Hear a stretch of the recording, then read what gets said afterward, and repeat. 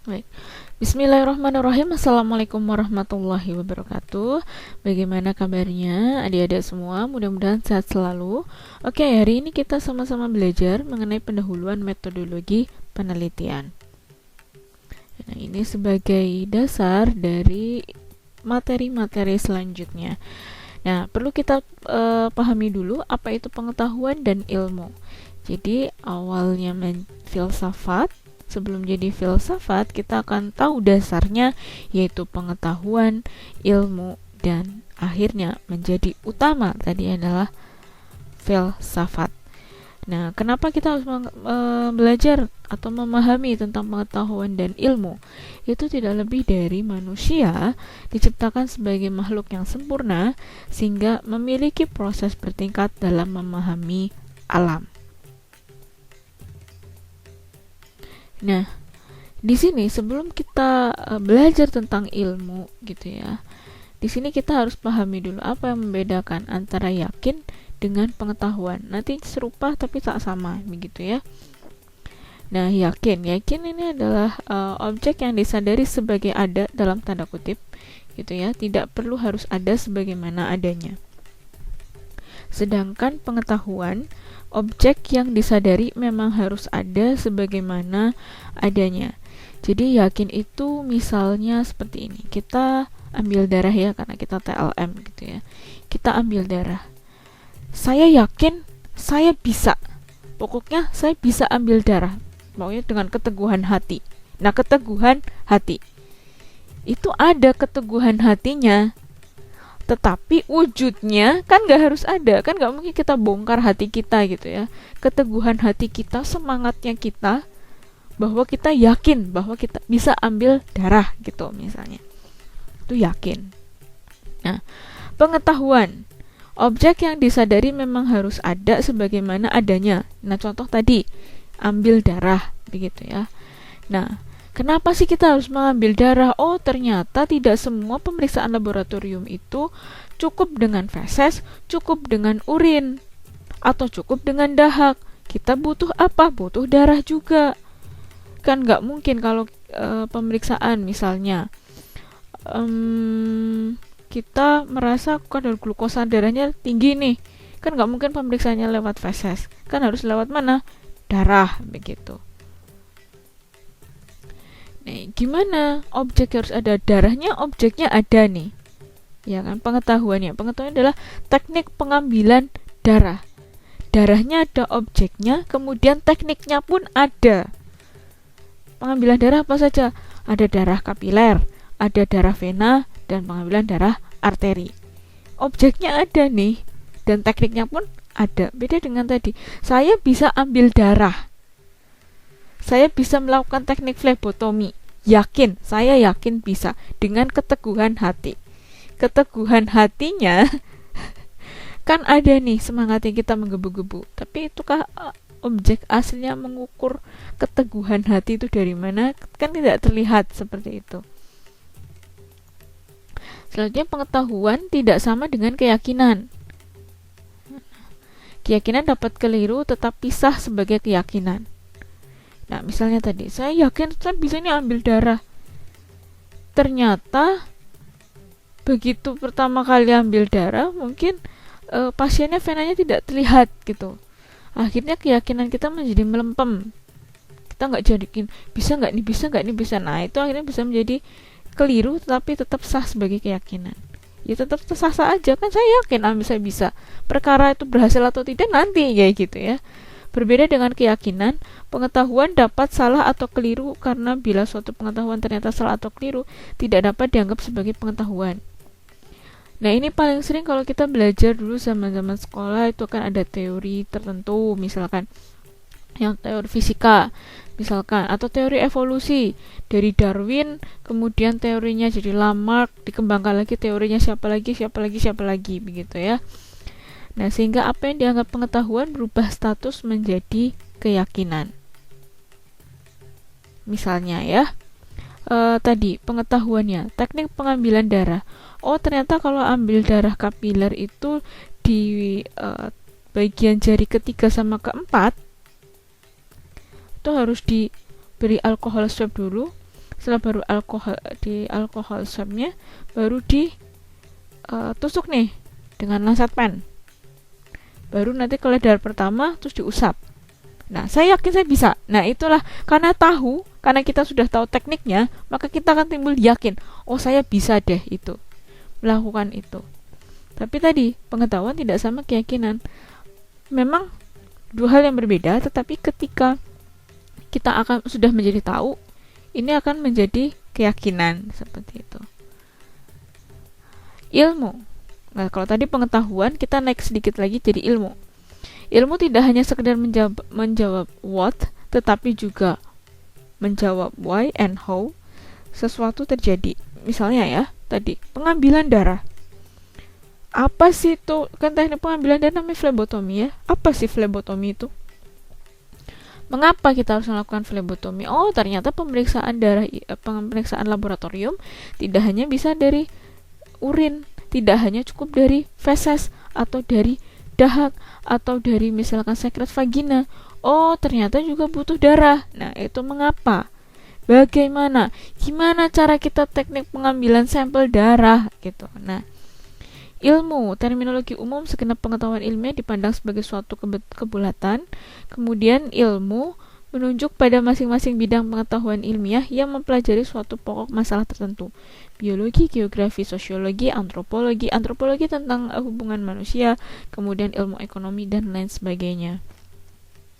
Pengetahuan dapat berkembang menjadi ilmu bila memiliki kriteria, memiliki objek kajian. Tadi pengetahuan, tahu bagaimana cara ambil darah, tahu nih. Tetapi kita jadi ilmu. Nah, ilmunya itu berkembang ketika apa? Oh, ternyata teknik pengambilan darah itu misalnya ya, sudut spetnya harus sekian, pengambilan harus dipalpasi dulu, harus ini, harus itu gitu. Nah, itu akan jadi ilmu.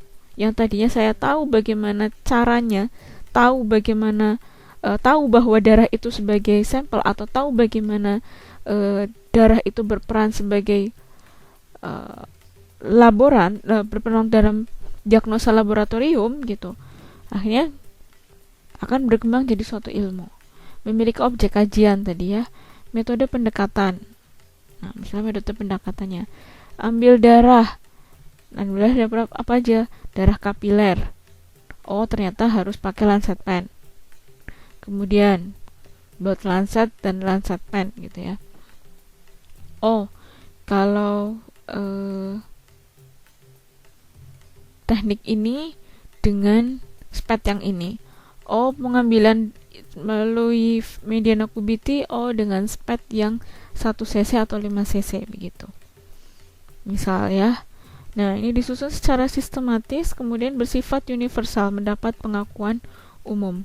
Ilmu dan filsafat. Filsafat berkembang terlebih dahulu sebelum muncul ilmu, berasal dari kata Philo dan Sophia, bahasa Yunani. Philo itu cinta, Sophia itu bijaksana. Jadi orang yang mendapatkan kebijaksanaan adalah orang yang pandai, orang yang selalu mencari kebenaran. Kadang-kadang orang yang bijaksana ini, kalau kita amati di lingkungan sehari-hari, orang yang bijaksana menjadi penengah gitu. Karena apa? Orang bijaksana itu tidak gegabah memutuskan sesuatu begitu, dan dia sifatnya netral gitu. Dalam mencari kebenaran mendasarkan pada pemikiran dan logika dan spekulasi terjadi sebelum ilmu berkembang. Nah, hasil pemikiran tersebut menjadi tantangan bagi ilmuwan untuk menemukan kebenaran, lebih mementingkan penemuan empiris bukan sekedar logika. Misalkan kita belajar tentang teori gravitasi gitu ya. Atau misalnya kita belajar bumi itu bulat. Nah, logikanya bagaimana? Apa iya benar bumi itu bulat? Nah, gitu. Misalkan tentang ya gravitasi misalnya buah yang jatuh dari pohon gitu. Apakah benar itu sebagai bagian dari gravitasi? Nah, jangan cuma logika saja. Oh, logikanya ya gravitasi itu ada tarik menarik. Terus buah jatuh bagaimana gitu ya. Nah, filsafat itu filsafat alam, natural science, atau filsafat moral, social science, Kemudian natural science, ada physical science, kemudian ilmu hayati, biological science, kemudian moral ada antropologi, psikologi, ekonomi, sosiologi, dan ilmu politik. Nah, filsafat terus berkembang seiring dengan perkembangan ilmu. Filsafat itu adalah suatu pemikiran yang mendalam sampai ke akar-akarnya terhadap suatu masalah atau objek kajian. Ini biasanya sampai di luar nalar manusia gitu ya. Nah, sesuai dengan perkembangan dan pengertian, maka muncul berbagai macam filsafat. Ada filsafat alam, metafisika, kemudian filsafat ketuhanan, teologia, kemudian filsafat manusia, filsafat ilmu, dan sebagainya. Nah, perkembangan selanjutnya, filsafat suatu ilmu yang lingkup kajiannya tidak hanya terbatas pada fakta-faktanya saja, tetapi sampai batas kemampuan logika manusia. Gitu. Nah, dengan kata lain, batas kajian ilmu adalah fakta, sedangkan kalau filsafat, logika, dan daya pikir manusia. Contoh ya, ilmu dengan filsafat misalkan. Ilmu itu adalah menjawab apa dan bagaimana tadi. Apa yang harus kita lakukan untuk bisa mengambil darah gitu. Nah, bagaimana caranya? Kayak gitu. Filsafat cuman itu. Ilmu hanya sebatas itu. Tapi kalau filsafat mengapa? Ini kalau filsafat lebih ke logika manusia gitu ya. Kadang di sini kalau menurut Noto Atmojo sampai kemampuan logika manusia, tapi kadang-kadang juga ada yang sampai di luar logika manusia begitu ya. Kemampuan logika manusia, contohnya mengapa saya harus berinteraksi sama orang lain. Kita kan harus pemikiran logika gitu ya. Mengapa manusia harus butuh untuk berinteraksi satu sama lain, atau mengapa saya harus dilahirkan, mengapa saya harus mempelajari ilmu A atau ilmu B misalkan gitu. Jadi filsafat adalah suatu yang pikirannya secara mendalam gitu ya. Nah, filsafat menggunakan metode normatif dan deduktif, itu berpikir dari hal umum ke khusus, menyusun teori ilmu pengetahuan menggunakan kombinasi deduktif dan induktif dari khusus ke umum. Kemudian kombinasi deduktif dan induktif diwujudkan melalui hipotesis. Nah, metodenya yaitu disebut sebagai prosesnya tadi metode dedukto hipotetiko verifikatif, yaitu dasar pengembangan metode ilmiah atau metode penelitian. Nah, ini apa saja metode dedukto hipotetiko verifikatif, yaitu deduksi berdasarkan pengalaman, teori, dogma bersifat umum dilakukan dengan dugaan atau hipotesis. Contohnya misalnya saya diare nih, terus kemudian sudah mencoba berbagai macam cara, akhirnya saya minum, dari pengalaman ya, minum daun jambu kayak gitu. Nah, daun jambu bisa menghentikan diarenya saya misalnya gitu.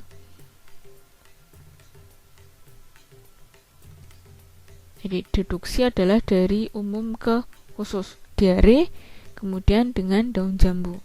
Hipotesisnya dugaannya ditarik berdasarkan teori atau dogma atau pengalaman. Ini contoh lain misalnya ya, kita ingin tahu apakah ada pengaruh pemberian ekstrak buah manggis terhadap penurunan kadar kolesterol pada penderita hiperkolesterolemia di puskesmas X misalnya. Nah, kita menduga bahwa ya ekstrak buah manggis itu terbukti menurunkan kadar kolesterol misalkan. Ekstrak buah manggis menurunkan kadar kolesterol misalnya ya. Itu adalah hipotesis. Verifikasi, proses pembuktian untuk hipotesis melalui penelitian. Ini misalnya gini, kan tadi hipotesis adalah dugaan sementara. Ini yang sering ditanyakan di ujian-ujian skripsi gitu ya, atau pada saat baik proposal atau maupun sudah sidang hasil. Apa itu hipotesis? Hipotesis kan dugaan sementara yang perlu dibuktikan kebenarannya melalui penelitian atau dibuktikan secara empiris. Begitu. Empirisnya lewat apa? Penelitian tadi. Nah, tadi kita sudah menyatakan di bagian hipotesis, ekstrak buah manggis menurunkan kadar kolesterol pada penderita hiperkolesterolemia di puskesmas X. Nah, itu kan hanya pernyataan sementara, bukan pakem gitu ya. Nah, kita harus apa? Harus buktikan. Lewat apa? Misalkan kita memberikan nih ke pasien hiperkolesterolemia, diberi kaplet pil ekstrak buah manggis, diminum selama 30 hari. Terus dilakukan pengukuran kadar kolesterol, trigliserid dan lain sebagainya. Begitu. Nah, nanti diberi setelah 30 hari, setelah hari ke-31 terus dikumpulkan. Jadi hari pertama belum dikasih ekstrak buah manggis tadi. Nah, hari terakhir juga kita cek ada penurunan atau tidak, begitu ya. Nah, proses inilah dinamakan verifikasi untuk membuktikan. Kemudian induksi. Ternyata begitu dilakukan penelitian tidak terbukti. Ini contoh ya, bukan berarti saya belum tahu apakah ekstrak buah manggis ini sudah ada yang melakukan benar-benar terbukti kolesterol apa belum kan. Ini hanya sebagai contoh saja. Nah, contohnya ternyata tidak terbukti menurunkan kadar kolesterol misalnya gitu. Nah, inilah dinamakan induksi. Induksi apa? Induksi adalah membuktikan dari yang hipotesis. Nah, hipotesis kita kan tadi ekstrak buah manggis menurunkan kadar kolesterol pada penderita hiperkolesterolemia di puskesmas X. Ternyata begitu setelah dilakukan penelitian, ternyata apa? Ekstrak buah manggis tidak terbukti menurunkan kadar kolesterol pada penderita hiperkolesterolemia. Itu adalah induksinya, kesimpulannya. Sekali lagi ini hanya contoh ya, kayak gitu. Bisa jadi nanti ada penelitian orang lain memang sebenarnya terbukti, ini hanya cuma sebagai gambaran saja. Ilmu dan penelitian berdasarkan Almanac tahun 1930, hubungan ilmu dan penelitian adalah sebagai hasil dan proses. Penelitian itu proses, dengan ilmunya hasil. Tadi kita akan melakukan penelitian ekstrak buah manggis terhadap penurunan kadar kolesterol pada penderita hiperkolesterolemia. Itulah dinamakan proses. Ilmunya adalah hasilnya. Oh, ternyata 30 hari nggak cukup loh. Kenapa kok bisa tidak terbukti? Ya bisa jadi karena mungkin selama minum ekstrak buah manggis ada juga yang pasiennya ini karena merasa saya sudah minum ekstrak buah manggis, saya tidak perlu lagi menjaga makan kayak gitu. Nah, bisa saja itu terjadi gitu. Itu adalah ilmu atau hasil. Whitney 1960, ilmu dan penelitian adalah sama-sama proses, sedangkan hasilnya adalah kebenaran. Penelitian adalah metode yang digunakan untuk ilmu memperoleh kebenaran empiris. Hipotesis tadi adalah pernyataan sementara, dugaan sementara yang perlu dibuktikan kebenarannya melalui penelitian empiris. Dibuktikan secara empiris ya tadi ya. Oke, filsafat ilmu. Ini merupakan kajian atau telaah secara mendalam terhadap hakikat ilmu, menjawab beberapa pertanyaan hakikat ilmu. Objek apa yang ditelaah ilmu? Jadi ya, kemudian bagaimana proses yang memungkinkan timbulnya pengetahuan berupa ilmu dan untuk apa ilmu yang dipergunakan. Contohnya tadi, ekstrak buah manggis gitu ya. Objeknya apa? Oh, ekstrak buah manggis. Diujikan pada subjek hiperkolesterolemia. Prosesnya bagaimana? Ya, prosesnya kita diberi lewat pil selama 30 hari. Diukur kadar kolesterol, trigliserid dan lain sebagainya sebelum dan sesudah. Jadi sebelum perlakuan dan sesudah perlakuan 30 hari tadi. Nah, untuk apa ilmu dipergunakan? Untuk membuktikan apakah benar-benar terbukti ekstrak buah manggis bisa menurunkan kadar kolesterol seperti itu. Atau pengembangan ilmu pengetahuan. Landasan ilmu terbagi menjadi 3, ada landasan ontologis, epistemologis, dan landasan aksiologi.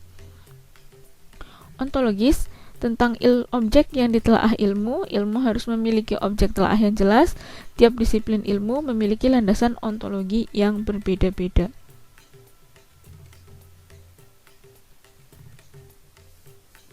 Nah, objek memiliki objek telaah yang jelas. Misalkan hematologi. Apa? Ilmu yang mempelajari tentang darah. Ya apa saja? Berarti dari selnya, kemudian ada gangguannya, begitu ya. Gangguan dalam sistem perdarahan, atau misalnya adanya penyakit-penyakit yang timbul gitu, atau misalnya bagaimana cara menghitung darah, begitu-begitu ya. Itu landasan ontologis tentang objek yang ditelaah ilmu. Landasan epistemologi, cara yang digunakan untuk mengkaji atau menelaah objek sehingga diperoleh ilmu tersebut. Misalnya tadi kita belajar tentang hematologi gitu ya. Nah, bagaimana cara mengkajinya? Melakukan penelitian atau melakukan observasi, bisa melakukan telaah pustaka, bisa melakukan wawancara. Nah, itu landasan epistemologi. Landasan aksiologi berkaitan dengan penggunaan ilmu tersebut dalam rangka memenuhi kebutuhan manusia. Nah, cara memperoleh pengetahuan ada non-ilmiah dan ilmiah. Non-ilmiahnya apa saja? Trial and error. Ini yang paling sering kita biasa sehari-hari. Misalnya kita mau buat es krim nih. Nah, kita cuma punya bahannya saset instan es krim ya. Nah, terus kita lihat di YouTube. Pertama ada YouTube-nya, ada YouTuber 5 YouTuber misalkan ya. Kita hari ini coba YouTuber A. Kemudian begitu dicoba tuh kayaknya kurang pas ya gitu. Kemudian kita coba dengan YouTuber B, langkahnya YouTuber B. Sepertinya ini lebih baik, tapi ada tekstur tertentu yang teksturnya masih lebih lembut yang A gitu. Nah, akhirnya kita mix nih gitu. Kita mix antara yang dari YouTuber A dan YouTuber B. Itu namanya trial and error. Secara kebetulan misalnya saya diare, terus kemudian saya mencoba makan daun jambu gitu ya. Terus tiba-tiba setelah makan daun jambu saya tidak diare lagi. Nah, itu kebetulan. Nah, cara kekuasaan atau otoritas kemudian berdasarkan pengalaman pribadi seperti yang tadi gitu ya. Pengalaman pribadi saya dulu, saya kalau diare minum daun jambu sembuh tuh gitu. Nah, akhirnya ketok tular kata orang Jawa, nyebar dari orang satu ke orang lain.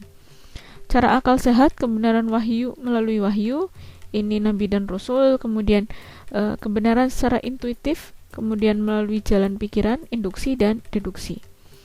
Ini silogisme. Definisi bentuk deduksi yang memungkinkan seseorang untuk mencapai kesimpulan yang lebih baik dikembangkan oleh Aristoteles. Ini beliau ahli dalam bidang filsuf gitu ya, filosofi misalnya. 384 sampai 322 sebelum Masehi ada 3 pernyataan, mayor, minor, dan konklusi. Mayor itu sifatnya umum, kemudian minor lebih ke khusus kesimpulannya. Itu konklusi adalah kesimpulan. Contohnya adalah di sini. Semua anak yang status gizinya baik, cerdas, premis mayor, umum gitu ya.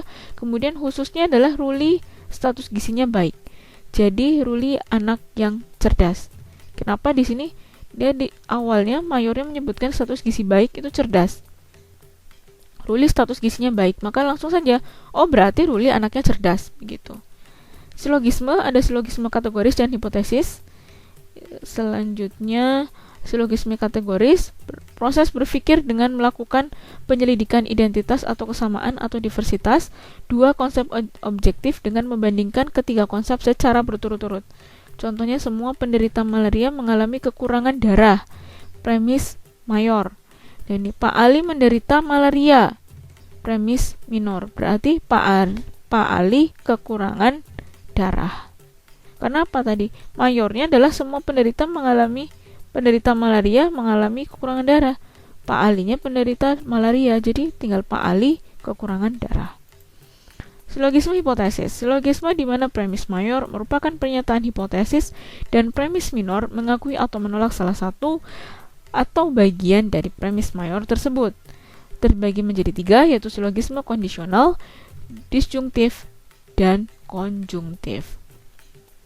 Kondisional tadi. Silogisme di mana premis mayor berbentuk kata-kata berbentuk keputusan yang dirumuskan dengan kata-kata jika, apabila, maka. Apabila Minah mendapatkan imunisasi polio, ia tidak cacat. Minah tidak cacat, berarti Minah telah mendapatkan imunisasi polio.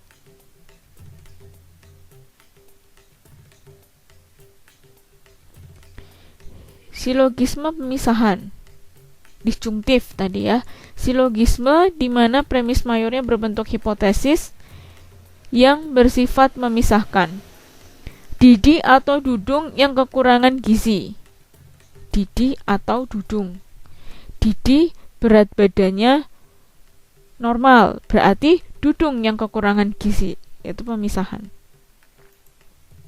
Silogisme penghubung. Definisi, silogisme yang premis mayornya berbentuk pernyataan yang menghubungkan.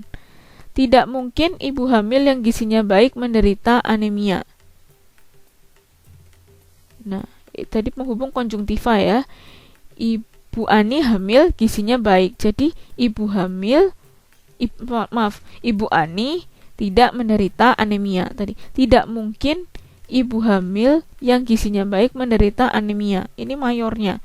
Ibu Ani hamil, gizinya juga baik gitu ya. Jadi kita konklusinya apa? Kita simpulkan Ibu Ani tidak menderita anemia. Bagaimana cara memperoleh kebenaran ilmiah?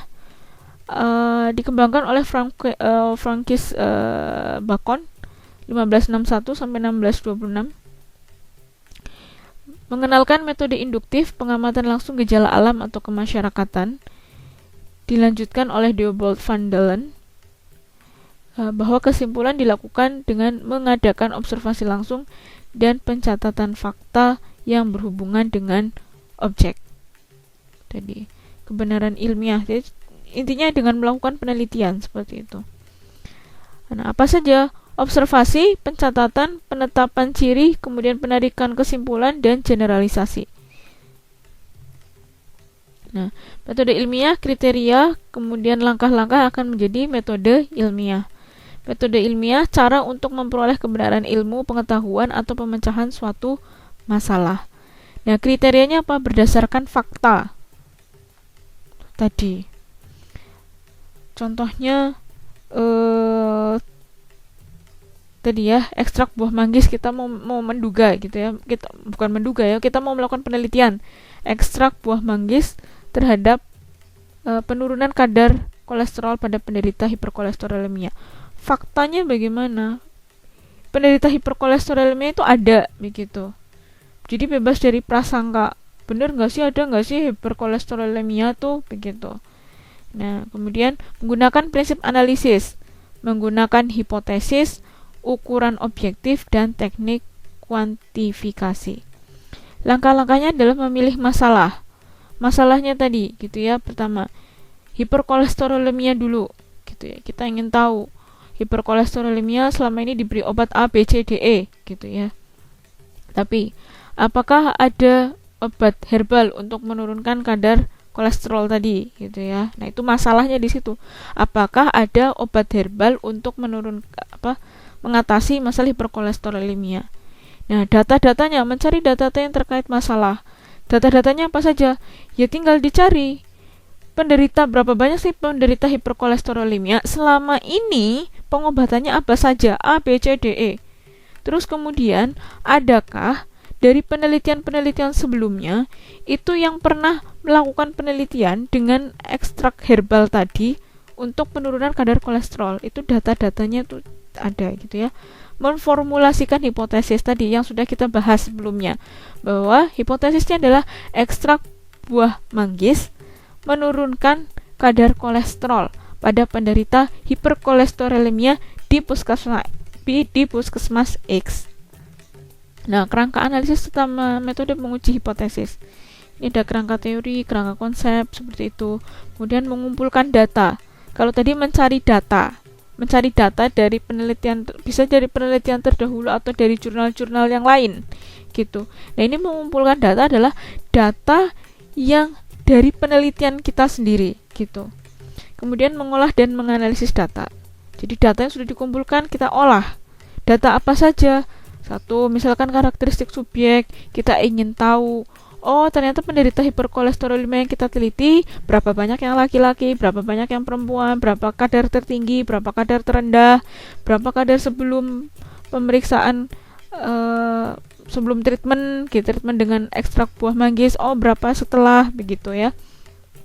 Nah, terus apa saja yang kedua? Pemeriksaan kadar kolesterol sebelum dan sesudah perlakuan, begitu. Mengolah dan menganalisis data. Jadi data sudah dikumpulkan, kemudian kita analisis secara statistik. Nah, nanti dari hasil analisis statistik itu, kita bisa melihat gambaran yang secara general. Dan akhirnya kita bisa menyimpulkan, oh, hasil statistiknya dengan uji ANOVA. Oh, ternyata signifikansinya P kurang dari 0,05. Hasil P-nya adalah 0,003 misalkan. Nah, itu kan kurang dari 0,05 ya signifikansinya. Jadi, oh, terbukti nih, benar-benar terbukti bahwa ekstrak buah manggis menurunkan kadar kolesterol. Itulah kesimpulan. Nanti setelah kita dapatkan kesimpulan, baru membuat laporan. Laporan inilah yang nantinya akan jadi ilmu. Ilmunya bagaimana? Karena itu sudah dipublikasikan, sudah diberitahukan bahwa hasil dari penelitian kita ini loh yang dikeluarkan. Oh, ternyata ekstrak buah manggis itu terbukti menurunkan kadar kolesterol. Begitu. Baik, sekian dari pembahasan mengenai pendahuluan metodologi penelitian. Mudah-mudahan bermanfaat. Apabila ada tutur kata yang kurang berkenan, saya mohon maaf. Billahi taufiq wal hidayah. Wassalamualaikum warahmatullahi wabarakatuh.